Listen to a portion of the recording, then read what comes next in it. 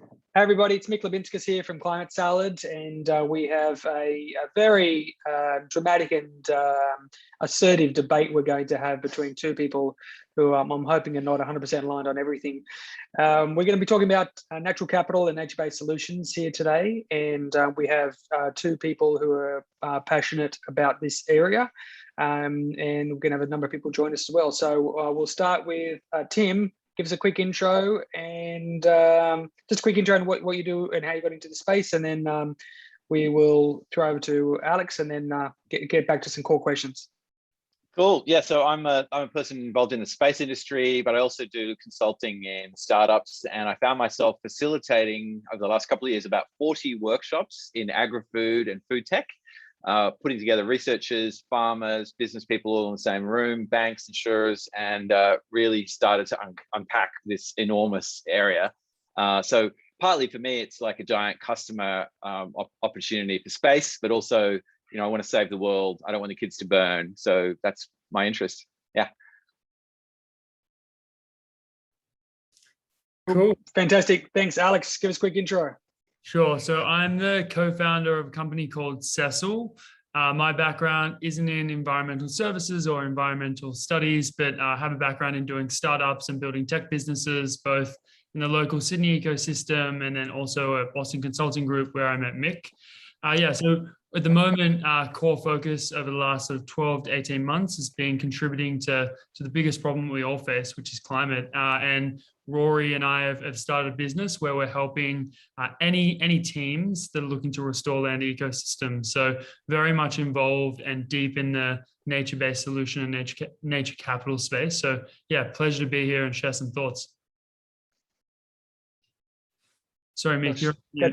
That's two in a row there. So trying to be quiet while you spout. But so I've been working very lightly in climate tech for about 6 years and going deeper and deeper over the last year. And Tim, early this year, we met, and Tim rightly said that I am way underbaked in my knowledge of natural capital. And I went and did with about 20 hours of reading, and since I've started doing a Master's of Sustainability, showing how badly I am behind. But Tim, let's go back to raw basics. Natural capital is going to be new to a lot of people. Obviously, there's going to be some people passionate about the area, but what is natural capital and why should we care? Sure. So there's a bunch of ways to come at this, but I'll try and pick the most impactful one. So basically, if you can't measure it, you can't manage it, right? That's the mantra. And currently, you know, we have this idea of an environmental movement where you're sort of saying, well, business has all these impacts on nature, and so, you know, we've got to be careful with how business is impacting nature. What we haven't done in a very integrated way is say, well, how is nature impacting business? In other words, what are the things that nature gives business so that it can do what it does? All the things that we rely on day to day, transport, electricity, energy, health, food, clean water, clean air, all those things come from nature, but we haven't got those factored in to anybody's balance sheets. We have this idea of environmental and social governance, ESG, and, you know, some metrics around that. But some folks have sort of successfully gaslit this idea of ESG as basically showing that you're a good corporate citizen, not that you're actually thinking about the resources that are driving your enterprise and thinking about the long term. Are we going to have the same ability to access clean air, clean water, soil, microbes, pollinators? Are we going to have microplastics all through the ecosystem, the food chain?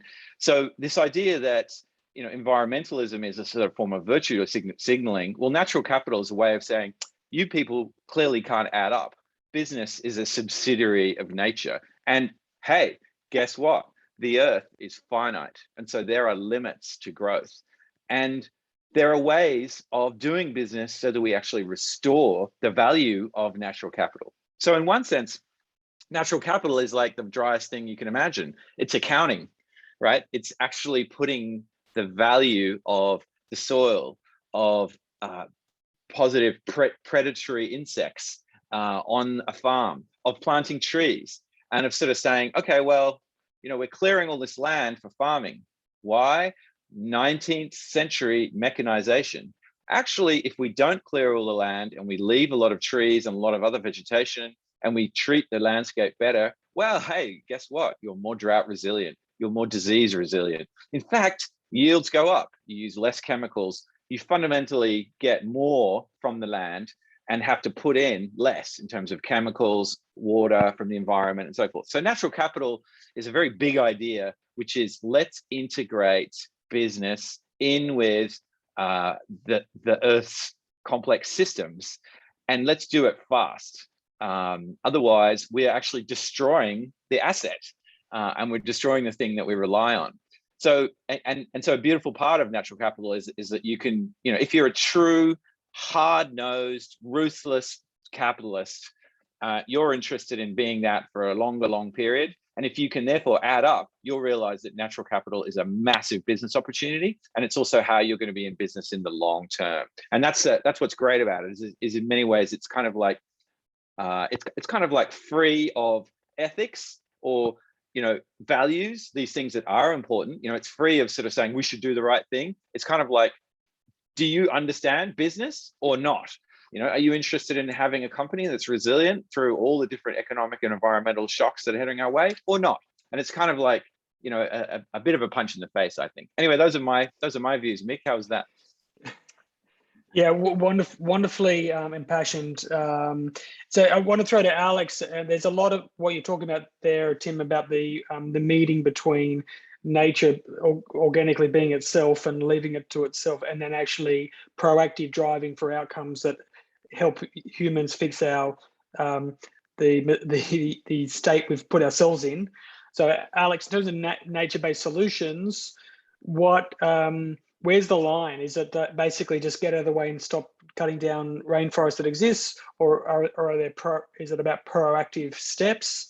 And also, like my big question is, if that makes logical financial sense, what's the barrier to just doing this globally at scale? Yeah, so I think both these points around natural capital and nature-based solutions are almost tightly integrated to some extent, because nature-based solutions are, in my opinion, forming in many ways and incentivizing people to get involved in natural capital. So just to go back to the very beginning for those, like when we think about nature-based solutions and what's sort of included in that, I think this segment has emerged from the contribution that climate is having on our land ecosystem. So 23% of emissions globally come from poor land use.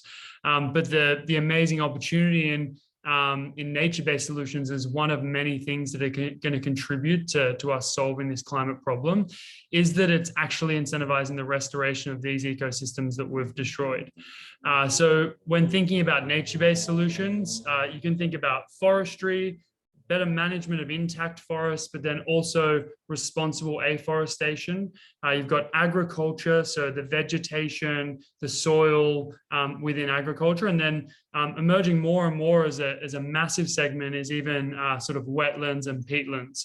So that gives you a bit of an overview of the different aspects of what is included in nature-based solutions. And we recently did some market sizing for our business, and actually the total potential land on the earth right now is 9 billion hectares across, probably in excess of 9 billion hectares across forestry, agriculture, and wetlands. And then we did a lot of analysis, because in each different region, there's different ways in which you can there's different ecosystems, but the eligible land right now for these types of nature-based solutions is in excess of 3 billion hectares globally right now. So I think hopefully that gives you a sense of, like, when you say nature-based solutions, what are the things that it is included? It's not strictly including those things, but then also just the sheer scale of the opportunity of nature-based solutions is massive. They come with, I think, a lot of challenges as well. But I think beyond just the carrot that exists today, which is a lot of the nature-based solutions are incentivized by carbon.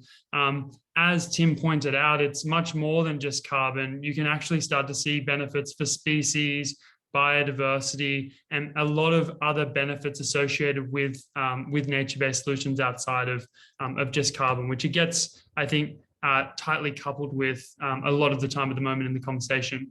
So hopefully that gives you like an overview of what nature-based solutions are, and then also how simply like the sheer scale of the opportunity around nature-based solutions. Does that give you a pretty good overview, Mick? It does. I want to see where that again hits Tim's point. Like that sounds a bit like a startup telling me that their total addressable market is $48 billion. It's like, oh, awesome, we've got plenty of land. So what's the problem again? So how do we go from you and Tim being go back to Tim in terms of you guys chatting on this? Like there is the financial drive, there's lots of space. Again, how do we turn this on? Well, look, I'm gonna hack my background here, and I'll just put up a slide here. Okay, so this is like, I know, Mick, that you set this up as some kind of conflict thing, but fundamentally, Alex and I are talking about two sides of the same coin. And I got to say two sides of the same coin in a seminar first. I'm pretty happy about that. So this is something that used to happen in agriculture here. This way, I'll point that way. Okay, and this is called European kind of classic industrial farming. And essentially what you do is you turn the soil over, you sort of strip out all the crops, you till the land, you put in fertilizer, you put in chemicals, you put in a whole bunch of stuff. And it turned out that this is a very bad way of farming. Now, one of the natural ways of farming that way, okay, is a thing called no-till. And in Australia, actually, Australian farmers who are total closet greenies, can I tell you, they are some of the most committed sustainability people that I know. They use a different language to talk about it. Pretty much the whole of Australian broadacre cropping and horticulture switched to something called no-till, where they actually use a natural process of pushing the vegetation after harvest back into the soil to really give lots of beneficial microbes and opportunities for insects to flourish and so forth. Now, you notice these arrows going up and down. Now, those things are things that we can measure.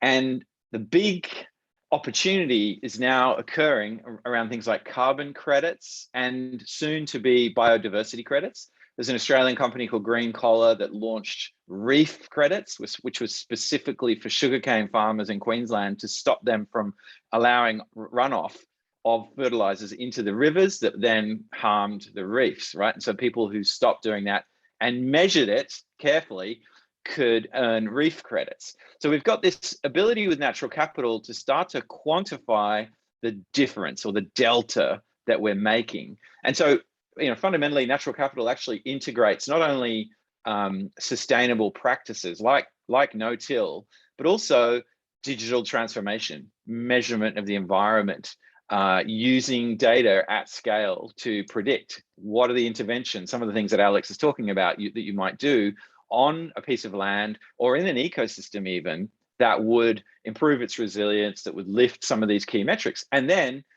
I'm interested in using Earth observation from space to then measure the difference that we're making. And hey, because it's natural capital, big tech companies who are committed to offset all of their carbon emissions, right back to when they founded, they're now buying up carbon units at speed. In fact, the inventory of free carbon units right now is dropping dramatically because people are buying them up so quickly. So the only other point I'll make about Australia, we're a big continent. We're a big continent. We have a lot of soil, and most of our soil is actually not carrying its correct capacity of carbon. We've degraded it at scale, or it's ripe for being restored to add carbon into that soil in the form of roots and insects and worms and all sorts of other things that make the soil resilient. It turns out Australia is so big that if we actually lifted all of our soils to a fully healthy level, we would probably draw down maybe 5 years of total global carbon emissions. That's the power of soil. So fundamentally, going back to that two sides of the same coin, and you're supposed to rip into me now, Alex. I think that's the format here. But anyway, the idea is that these practices are now what the natural capital people are looking for. They're looking for natural practices that are going to make a difference for biodiversity, for water quality, for carbon sequestration, long-term carbon sequestration. And then they're going to measure them. And then the market wants to buy the units that are issued through that process. And that's hopefully how we can accelerate this thing at scale. All right, I'll shut up there. think, yeah, jumping in, not to like jump in to criticize Tim, but to think about what some of the challenges are with that massive opportunity that you've painted there. And I think that for on two levels, if you think about the measurement aspect and the actual restoration aspect, the challenge that we're faced with to actually shift the needle across all of those land ecosystems is a massive, massive effort. And I think one thing that we haven't necessarily got right is the underlying market infrastructure for this to operate at scale. I think that there are a lot of key indicators and a lot of great progress being made as to what this might look like in the future, but there's a lot of hard work to be done still. And I think it's going to take a lot of collaboration between, yeah, as you mentioned before, like being able to access data from space, being able to actually educate people on the ground and support people who are implementing these land management practices changes. So I think there's a lot of good momentum with the direction of the conversation, but I think that there's plenty of work that needs to get done. I think one of the biggest challenges is how do we get more people working on this and contributing towards this? And I think there's great examples, and a big part of like the opportunity is how do we transition people into contributing to this massive problem? Because I just think that, yes, to say that everyone would stop tilling or using fertilizer on their crops is an idealistic state, but I think that, yeah, there's still a lot of work to be done as to how you figure out the right incentives. And along that entire value chain, like there needs to be many different actors that are actually going to support this bigger natural capital ecosystem. And I just wonder, Tim, where do you think we're actually at in being able to have that operating at scale? So you're absolutely right. So let's take the role of a farmer, and they're sitting there with a certain amount of margin, right? So they're using let's say they're a really great farmer and they're managing their water carefully. They're not using too many chemicals, too much. In fact, they might even be running an organic farm, but their margins are pretty thin. And in fact, they're also dealing with massive weather variability constantly. The variables that farmers have to manage are astonishing. Like the things that come out of left field, even in a microclimate sense, let alone in their region, in terms of drought or in terms of flooding, extraordinary. So they are making bets all the time, doing the best they can. And as climate change accelerates, they're seeing more and more climate variability. I'll give you the evidence for that would be people like IAG, Australia's biggest farm insurer, who are of the opinion, just between you and me, that within a decade, if not sooner, farms will almost become uninsurable because it will be impossible for them to predict the risk profiles of these farms. And if you can't insure your farm, then you can't borrow money from a bank against the value of the land for the seed for next season or for some machinery that you think you might need. Okay, so that's painted that picture. But what if you used classic capital approach, and you actually said, we're interested in the carbon credits that your land could earn over the next 25 years. And you will achieve the maximum value of those carbon credits if you adopt these new practices. And let's suppose that to get you accredited, right, to baseline the data on your farm, well, that's going to cost us some money as a services company, perhaps, or as a company that's interested in helping you with that carbon. But we know that long term, there's a lot of money that the market wants to pay for the carbon credits that we're going to prove you've been able to absorb. So guess what? We're going to give you money upfront for the right to represent your product, your farm for the next 25 years, or your region for the next 25 years. That is what is happening today. In fact, that model of people coming and saying, right, we're an ethical company, we're a company that wants to do this good work, but we also believe in the carbon markets. We believe in both the formal market and the informal market. And we believe the cost of measurement is going to drop dramatically. Okay, that's where we are at in 2021. There's a land grab going on right now where, and if you imagine that a farmer is sitting there saying, I would be lucky to make maybe, to make 50 grand, to make 100 grand, I might have to invest $1 million worth of turnover just to get that in a really good year, right? But in fact, suddenly I've got this new income stream that's going to be coming in, which just requires me to change those practices. That's exactly to your point, Alex. Why would you do it? And the reason you do it is you're being paid to do it. And so that's kind of the nature of natural capital. It's like where you're going to use the machinery that we already use to solve a lot of problems in society, in building buildings, in borrowing money to build new schools or new hospitals. We're using all that incredibly sophisticated machinery. And we're now saying, if we can measure how much difference those natural practices that you're talking about are making, then that's based on the demand that's now many billions of dollars and increasing dramatically every day. Based on that demand, we know that we can actually issue these credits in a credible way and be paid for that, and make the changes to the natural asset base that our whole society operates on. So we're at that point in high income countries where essentially experiments are starting to be run at scale, and this is very quickly becoming a mainstream thing. And I think in Australia, we have the opportunity to develop some of these models and then scale them globally. And then, sure, we're going to encounter some other problems, but like, for example, people saying, okay, we're not going to use our land for any food at all. We're just going to use it for biodiversity or carbon credit, right? But, I think that's part of the journey that we're now on, which is instead of seeing ourselves separate from nature, we're going to integrate nature into how we run our economies and our societies and get those other benefits that we all want: quality of life, clean air, a long-term future for our children and their grandchildren, biodiversity and an ethical state for human beings to coexist with other residents of our planet. I think this is actually a bit of a point around where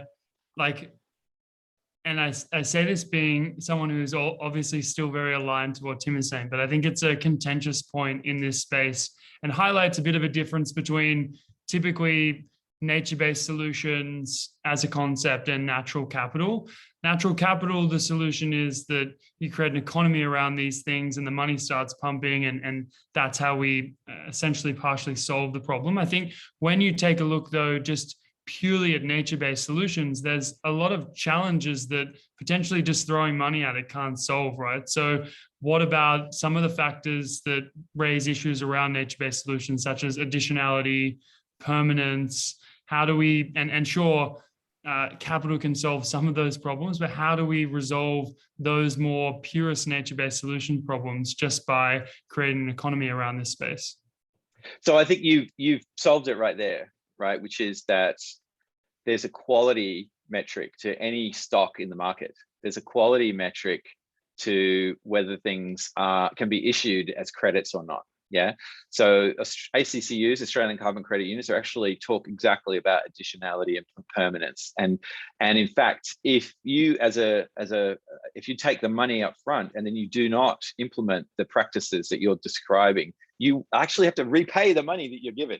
Yeah, you're actually putting yourself in a situation where you're effectively borrowing money to renovate the house, and then you're not bothering with the renovation.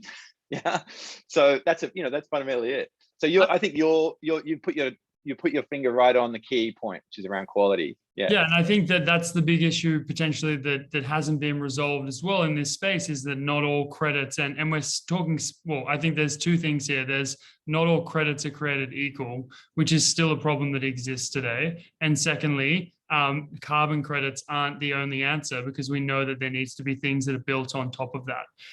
So was leading you a little bit down the path there, but I think that there are massive challenges, and one thing that we spend time thinking about on a daily basis is, where is the market going to move towards? Is it going to move towards a voluntary market? Is it going to move towards a compliance market? And are people going to be on level playing fields over the next 10 to 12 years? And that's going to take 10 to 20 years or beyond, right? That's going to take some coordination for people to build out that underlying market infrastructure that's required to have a view on quality. So I think I do think that there's still some things to be resolved. But I don't know, Alex. I don't know, Alex. I'm betting on you, and I'm betting on folks like you. You're going to get to that quality metric way faster than 20 years. Honestly, I believe that it's a very hot topic of conversation. People don't want to be buying things, big corporations in particular who are doing a lot of the, they're mitigating their carbon for their ESG, but also to try to change fundamentals of their business. If they're buying from voluntary sources, and I think voluntary sources are going to be massive, much bigger in many ways than the government issued ones. I think they're much more scalable, but I think you are going to have exactly what you are describing, which is there's going to be bottom feeders that come in and do low quality stuff. It's going to be, at times it might be messy, right? It's not going to be like, oh, well, this has all been issued by some, Swiss organization that, is run by monks. There's going to be some scandals. There's going to be some challenges, but in the classic way that we work these things through, I do believe we're going to end up with a Standard and Poor's rating, type thing. We're going to end up with Alex Logan and co. Where's he gone? He's Rory. Alex and Rory. Right. You guys are going to be holding these crediting systems to account. And we have a precedent when we dealt with the ozone hole with this amazing opportunity, actually, which was all the refrigerator manufacturers in the world got to sell a whole new set of refrigerators that didn't use CFCs, right, which was their incentive. But if they didn't do the job properly, they got called out by the consumer groups. They got called out by the scientists. So I think I trust in folks like yourselves to call bullshit on people who aren't doing it properly.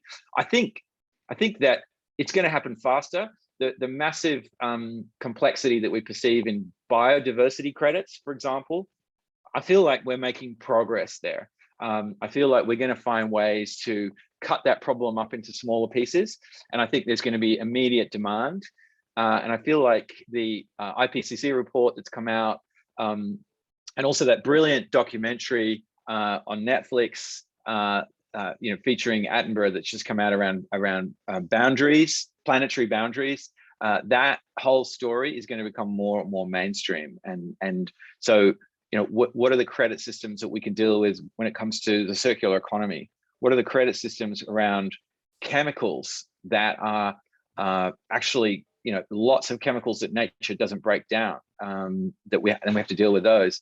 So I think that's fundamentally where the toolbox of natural capital, I believe, can make a difference. And we saw that was making a difference. If you look at things like the carbon system that was in place during the Rudd government, right? It actually made a lot of difference until it was dismantled in this sort of very cynical retail politics. So what I think the opportunity is also is to sort of say, there's more business opportunity on our side of the fence, right, than in continuing with older practices. And I must tell you, having worked with a number of very large agri-food companies that do very big industrial scale agriculture, they hate it. They hate industrial scale agriculture. And they would love to switch, and they want the new technologies, they want the new business models to help them make that switch. And they're actively investing in research, they're actively talking about it, and they'll come out public and tell you, we hate the waste that we perceive, the amount of inputs, the money we spend on things. We love, one of the biggest companies in this area told me that they love looking at mixed style farming in places like India, where there are animals and plants and lots of different species of plants on a very small plot. And they have something like 5x the yield of these big industrial agriculture, right? You would know this, you could probably talk to this a lot, where the prairie, apparently in the US, 30-year research project, the prairies consist of about half a dozen, or maybe it's a dozen grasses that all have this amazing interrelationship. And apparently it's sort of between 6 and 8x the yield of a standard feet of corn or wheat. And so people are looking at that stuff saying, I hate how what we're doing right now is driving the land so hard. And they're also saying, wow, or how do we transition to that opportunity? So I'm inspired by people like you, and I'm inspired by people like John Westgarth here, who's joined me. And if Rory punts in as your offsider, I'm going to pull in John Westgarth. I think it's interesting what you're saying, and just to speak to like someone like me not having all the answers, but like the different people in the ecosystem, I think that's going to be a big part of how we solve a lot of these problems. So if you look at what's just an interesting dynamic that I hear a lot about, like speaking to people who have been involved in conservation, restoration for the last 20 years, and really everyone's been screaming and shouting, and there's been no capital coming towards this space.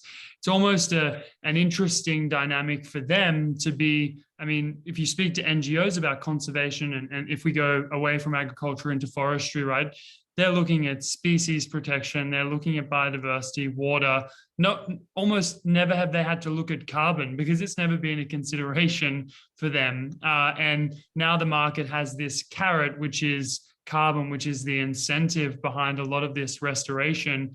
There's a big job to be done to be able to bring the expertise and push us towards one end of the spectrum, which is intact forests, intact ecosystems, and bring the best of that downstream into what we're doing with carbon. So yeah, I fully agree. And I think that there are just so many people globally who have a lot of the answers, and it's this nice symbiosis that has to happen between natural capital and nature-based solutions, and all the work that's been going on to bring those two worlds together, because I think together they can have a tremendous amount of impact. But yeah, we need to start operating in a much more collaborative way.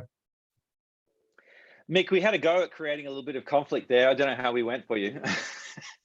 Well, I think the conflict is partly in the importance and the challenge of changing the inertia of a lot of people, and I think there are mechanisms which are going to drive that.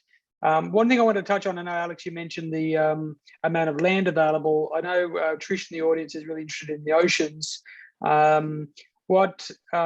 What part does the oceans? I know a massive amount of carbon dioxide is captured by kelp and other ocean-based organisms. So how does the ocean play? We talked a bit about farms and reforestation, but what role does the ocean play in natural capital? Yeah, I think if I go back to some of the exploration that Rory and I did, we obsessed over the opportunity within kelp and seaweed, and I think you eventually have to pick focus to narrow down on the opportunity you're going to power through. So personally, haven't looked into blue carbon, as they describe it, or ocean that much in the past. But yeah, I don't have the same sort of stats that I have on land ecosystems for the ocean, but I do know that there are a lot of people getting behind that movement. Tim, do you have any insights into what that looks like as an opportunity? Well, I think I've certainly come across folks who are looking to create sustainable fisheries and are bringing in serious capital to essentially not just, I guess, buy up the rights to certain areas, but they have an intention to say, actually, the way the maths works out, if we borrow money to buy up these rights, we want this to be productive for 100 years or more, right? And so what's great about that is that the key metrics for them include things like restocking, include things like limitation to the weights that you take, include things like the entire ecosystem around those fish. So we're starting to see folks sort of take blue ocean more seriously. And I think that, so there's a natural capital in the sense that they see that some of these assets have been run down. There's a colleague of mine back in the 20th century, a long time ago, he did his PhD on the fact that if the bank base rate that the fishermen are using to borrow money to buy boats with, right? If that bank base rate goes too high, then the fishermen liquidate that fish stocks because they're trying to keep up with their payments on their boats. It was like a direct correlation. And so he spent his whole career in getting the buyers of fish, people like Walmart, McDonald's, big global buyers, and he takes them to fisheries around the world to drive practice change. In other words, if you don't change your practices to make your fisheries more sustainable, McDonald's and Walmart are not going to buy food from you. Now, that took sustained thought and effort to do that. And so I think there's huge opportunities in natural capital to start to also look at ocean ecosystems, especially close to the coasts, and also these places where there are reservoirs of biodiversity. And and think, okay, well, is there a commons-based approach here, around some kind of UN or global sustainability body, or is there a business model around this as well? And that way we bring all those different things to bear. I think that happily geolocation, geospatial means that these ocean areas are no longer, they're out there. We know exactly where they are. So we can survey them using sensors. We can collect data around them, but they are in the commons. So it's a different, mechanism that we need than land, where we sort of allow people to own and buy land. So I think that blue economy area is really fascinating, but I don't have nearly as many answers like you said, Alex. It's much more fluid. Sorry, I had to say that. Fluid, nice. Trish, you're passionate about the ocean side of things. So why are you starting there?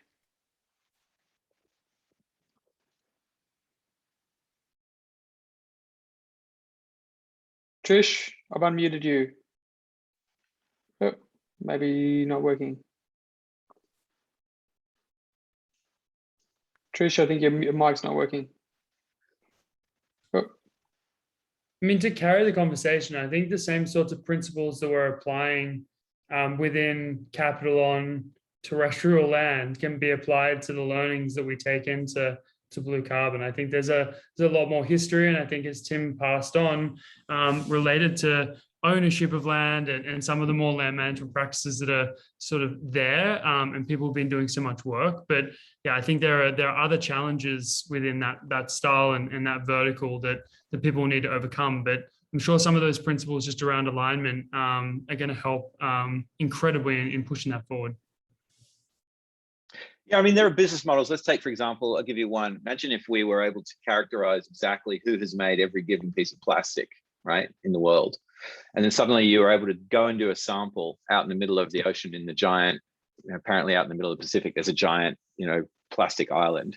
And you were able to say, okay, what proportion of this came from DuPont? What proportion of this came from, BP? What proportion? And then suddenly there was an ability to measure that. And then the minute you can measure it, as I said at the beginning, you're able to manage it and say, okay, well, that's not acceptable. We're seeing a number of these challenges. There's a very interesting use case around space junk. It's in the commons. A lot of the organizations that created that space junk are governments. There's not yet a viable direct customer. But on the other hand, people are starting to realize the threat of losing access to space is so enormous for society. The threat of space turning into a place where satellites are just shredded the minute they get up into space is such a huge problem that we are driven as a species to get our shit together, and start operating in that way. And so I think with carbon, it's been tough because fossil fuels such a big part of our economy and our way of life, right? It has been. It's powered so much of our lives. And also they've had that so essentially they're like a rearguard action. We've got to slow this down. We've invested all this money. Oh my God.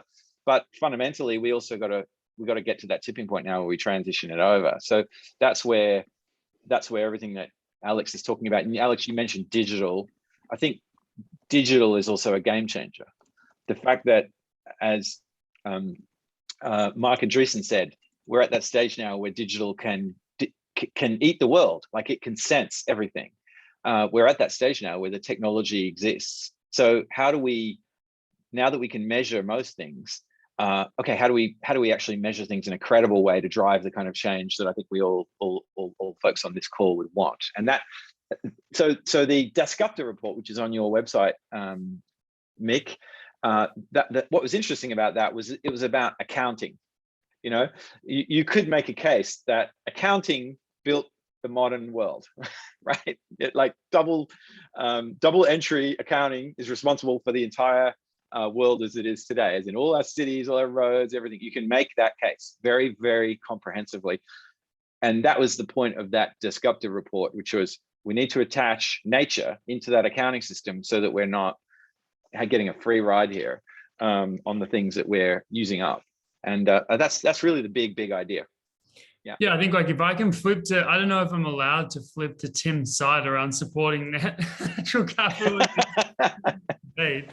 But I think like this is where some of the tension comes from, right? Like we talk about all the different solutions that we have to this, but we haven't found necessarily the ultimate business model behind what's going to drive that those incentives. So I think, yeah, it's coming back to like the technical aspect of nature-based solutions, but then the driver of natural capital. I think there's actually a lot to be said about the positive tension that actually creates, because to drive the natural capital, you need the right business model, and you also need to be able to measure that. So I think that there's not that we're ending the call now, but to come on to a point where we're sort of like coming together on this. I do think that there's a big part of those two worlds coming together and collaborating that's going to drive the actual change that we need. Yeah, excellent. Trish got kicked out of her own account, has jumped into another one, and I know she's passionate about the ocean. I just wanted to share some really interesting thoughts about that starting point and very grassroots. And I think that's the other pressure as well, is these big systemic changes versus grassroots up. And Trish, if you're able to jump on now and tell us your thoughts from the ocean perspective and that grassroots, it'd be great to hear your thoughts on that. So yeah, it's Trish here. Sorry, I'm on my partner's computer because mine shut down when I was about to speak earlier. Always the way. I know, just bad timing. Hold on, I'll turn my camera on too so you guys can see me here. Okay. So yeah, we're actually working on a project to, we have a drinks company already, a profitable like alcohol-free drinks company. So we kind of have a business model where we can actually use some of the natural sources that are like sequestering carbon. So our plan is actually to create some seaweed and kelp farms, which are already being created all over the US right now. They've been found to be 400 times more efficient in sequestering carbon than trees are. And just given all of the natural disasters that are happening with fires and everything else going on really, we found that kelp is actually a lot safer of an option than using some land-based solutions. So yeah, we're just working with like some local politicians and trying to get some legislation where we can start these farms over here. We're working with the farmers in the US to try to learn more and more about their systems. And yeah, we just already have a place where we can start like using the resources, so it won't be kelp that's just being farmed and there's not like a system or a place where we can like use those resources yet. We actually have a place where we can start using them and selling them. And yeah, there's just so many different uses at the moment for the kelp in the US at least, and NASA's using it for all of their food. It's being used for biofuel as well. They've already started using kelp as fertilizer, as a natural and organic fertilizer for a lot of farms in the States. And I've seen it being used in Australia, kelp meal for like organic fertilizer as well.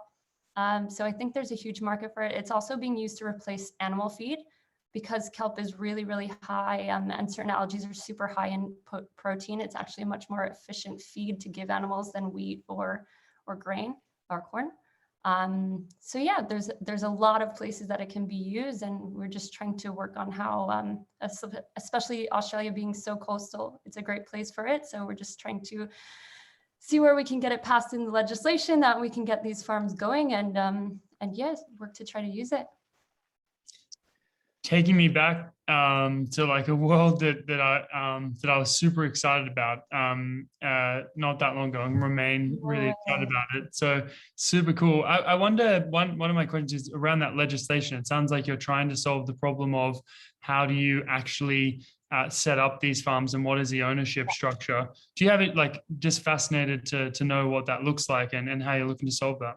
Yeah, we're really just getting started with it, with having the conversations. I'm also closely connected with one of the legislators in the US who got it approved in New York at least. And it's really funny, I was telling Mick earlier how they did it, but basically they added it to the oyster farming legislation.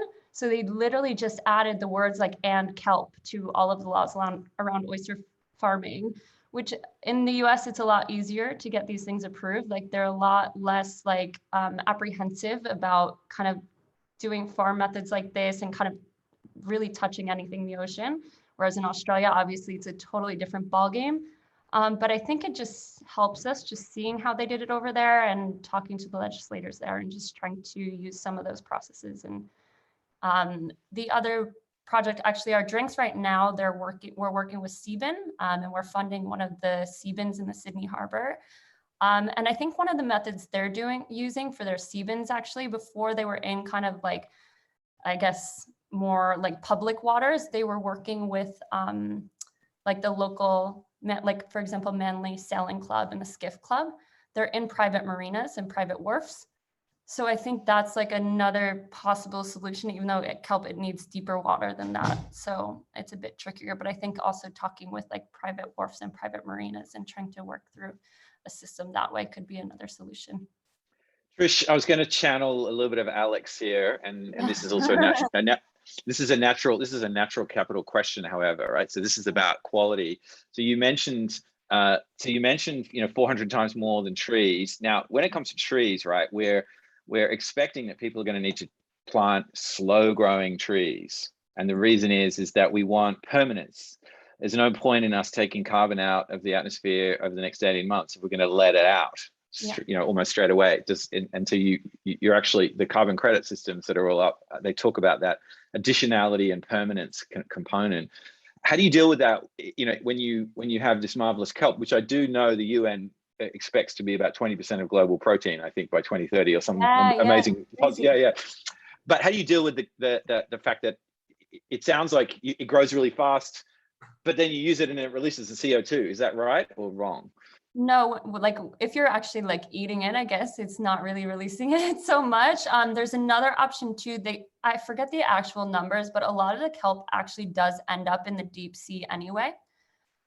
So if you are growing it really with the specific purpose of sequestering the carbon, I think they're still like doing a lot of research on it, but a high percentage is already ending up in the deep sea.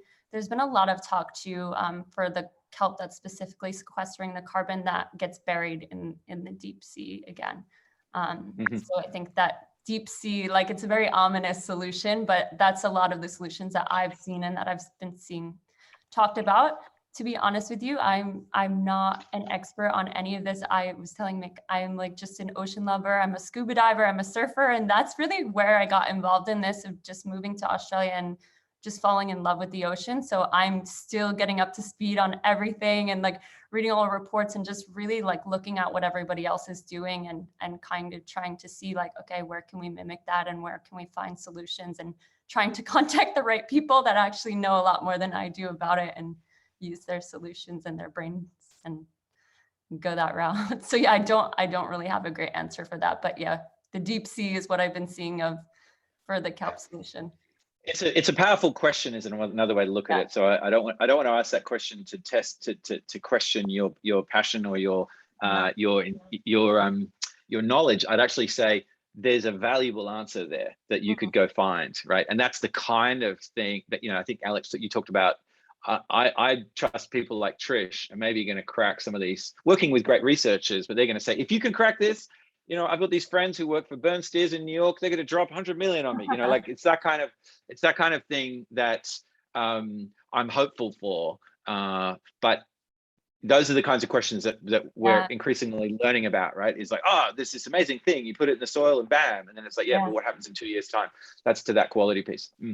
But I think again, it's something that we just have to, this is, I think, again, a very American thing to say, but I think we need to go for it and see how it captures the carbon and really kind of see the outcome of where things are going. Because I think just like, waiting around to find better solutions constantly is not going to be the way to go either. So I think, planting the kelp, watching it take some carbon out of the atmosphere, and then finding the solution. Okay, where does this carbon go?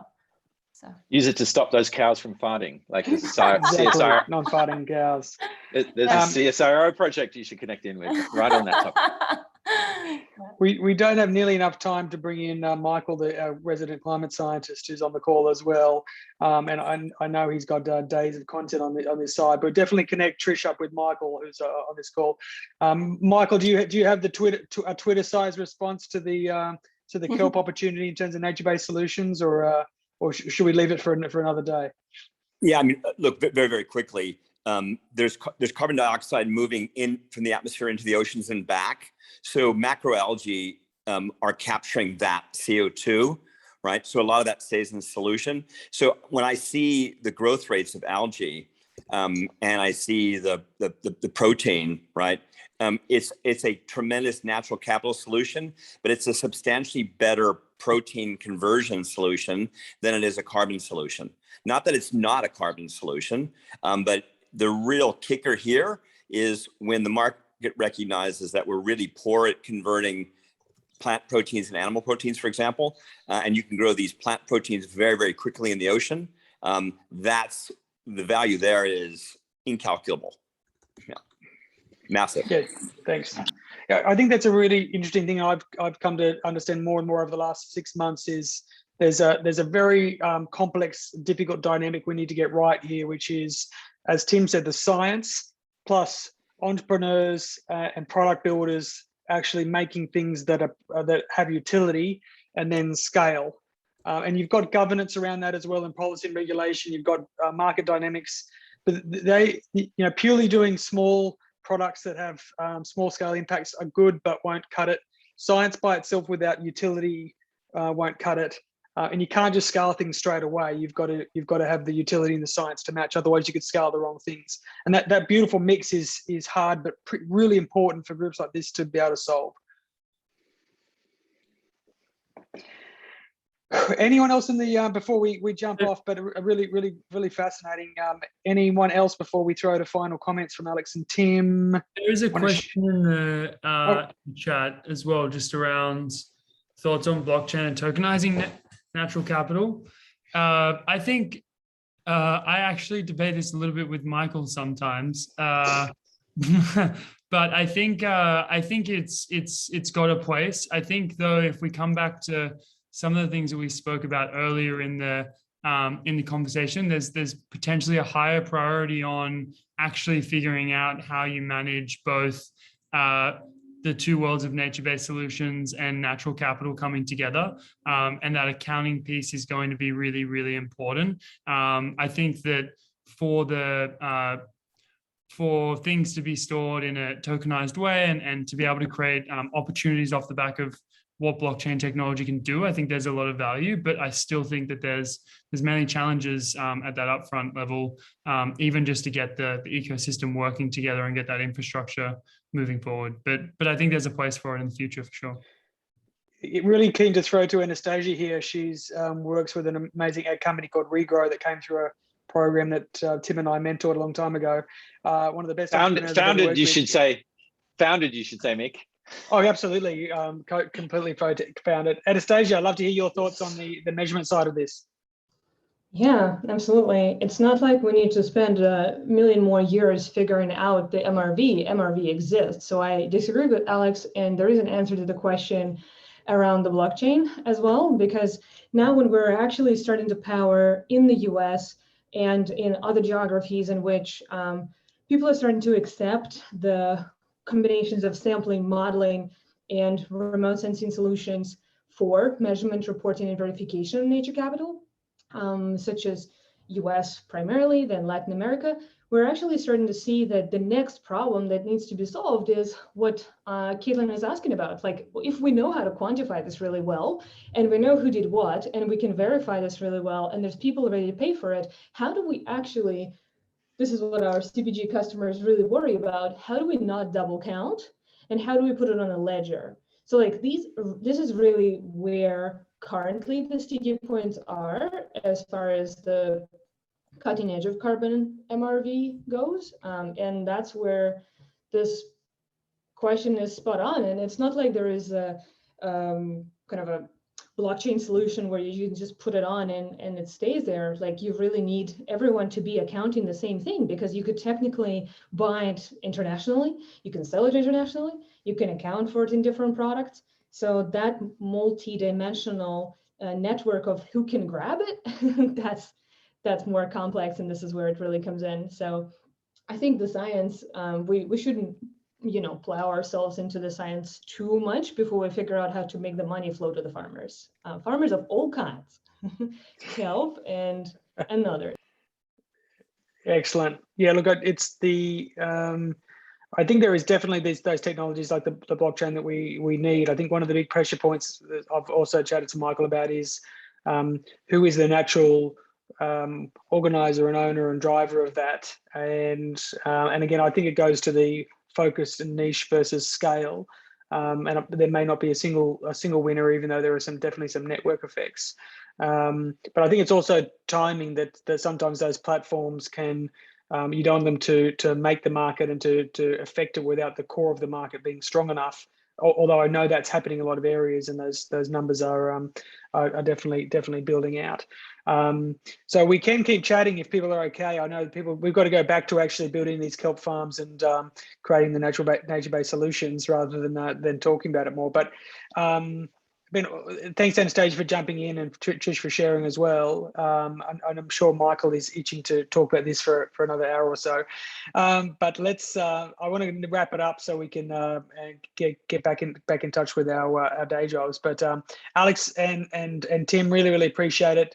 Some final comments or some suggestions for people for follow-up reading other than the Dasgupta Report, Tim? Yeah, look, I'd watch that Netflix documentary around planetary boundaries. Very good. The actual 9 key metrics around how we mitigate the limits to growth are really brilliant, and they stick with you. So I recommend that. Alex, final parting words? Yeah, thanks everyone for joining. I don't know what everyone's background is, but I think the best way to get involved is to reach out. People like Mick are doing an incredible job of connecting people to the right financing, the right scientists, the right entrepreneurs. So yeah, I would just encourage everyone to keep the conversation going and reach out to me if it makes sense, or anyone in this group, because the more people having the right conversation, the more progress we're going to make. So thanks for everyone for joining. And really good little mini ecosystem here. We've got a VC, a climate scientist, a number of entrepreneurs, someone from a university, me sitting in the middle pretending to facilitate it all. But it does take a community to get these done. And something I certainly to share, I felt a little bit shaken yesterday, not from the IPC report, but the actual response for some people to harden up their defensiveness against it. And what gets me really inspired about these types of meetings is the old saying that don't underestimate a small group. In fact, it's the only thing that's ever changed the world is a small group with a passionate area. So thanks everybody so much for sharing. We'll put this up online, and I'd love to hear any more comments or thoughts. If people find good reading about these areas or good posts, or want to write a guest post, I would love to have that up on Climate Salad as well. But huge thanks to Tim and Alex for sharing so much and for your hard work. For everyone else for dialing in, and also apologise. I had accidentally created 2 Zoom links, which made a bit of a mess, and we missed out on some people. So still, despite working on the help desk at my university, I'm still learning tech support. So we'll fix that up as we go. But before one last thing before we go, I'm going to throw to you, Tim, on this. What's your favourite salad, Tim? For going on Climate Salad, you get. I can't say kelp salad. That's just a seaweed salad. That's too easy. So. I like a bit of mango salad. What you say? Mango salad. Tim and his mango salad. That's where we're going to leave it on, everyone. Thanks. We'll share these notes out. Alex, you have no time. I've been full disclosure. I've invested in Alex's company. It's how much I believe in it. So massive bias here. And he has no time to eat salad. He's just drinking coffee and coding. So thanks everybody for participating. We'll chat to everybody soon.